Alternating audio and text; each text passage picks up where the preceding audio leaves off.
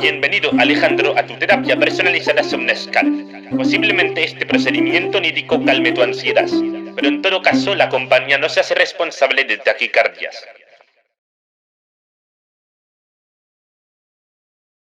Hace unos meses vi la película Origen de Christopher Nolan.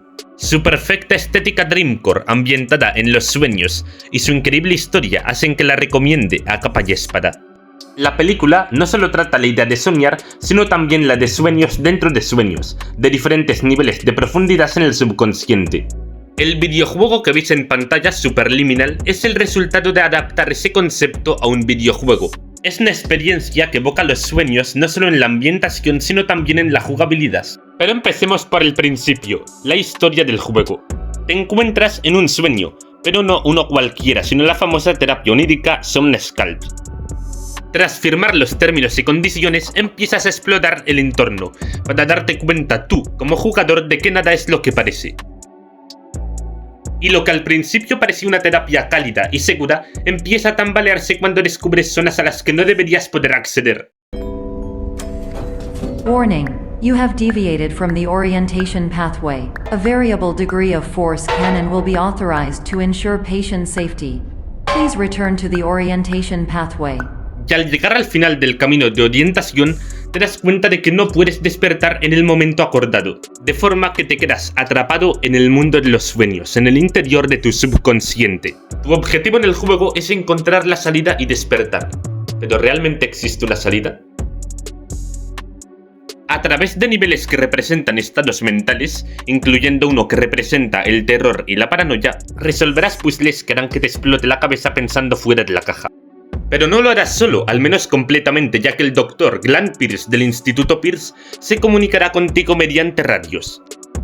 Poco a poco te explica la forma en la que puedes despertar, usando un sistema de ascensores entre capas del subconsciente. El juego consta en total de 9 niveles, cada uno con un diseño de mundo diferente.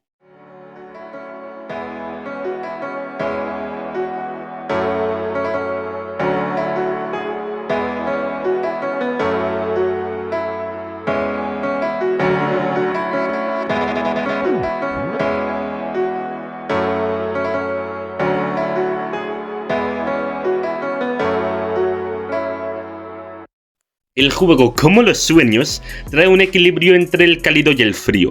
Utiliza el efecto de la falsa nostalgia y espacios liminales, de ahí su nombre.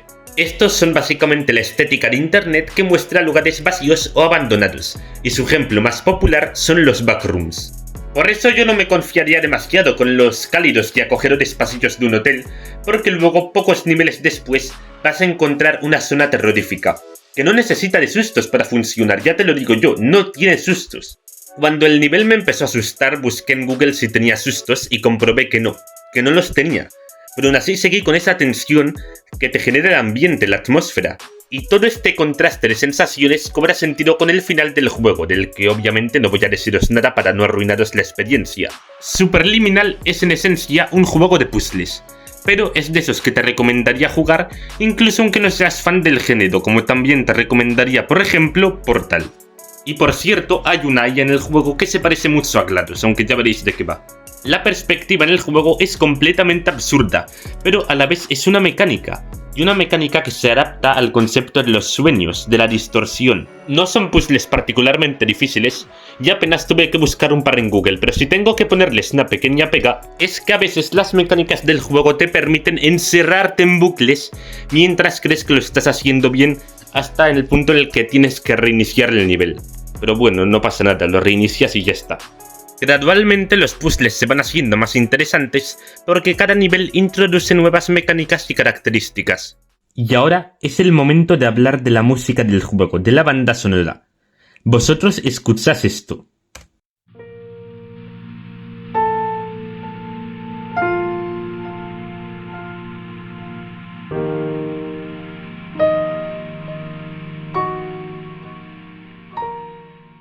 O esto.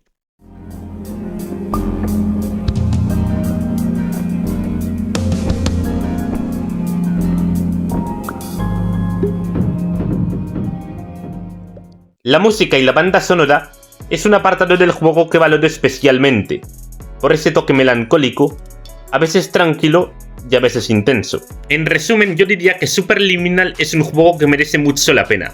No es muy largo, pero te va enganchando mientras descubres cosas nuevas, y desde luego poco decepciona. Espero que os haya gustado esta reseña, soy Alejandro Gayol y nos vemos en futuros vídeos para el canal. Un saludo.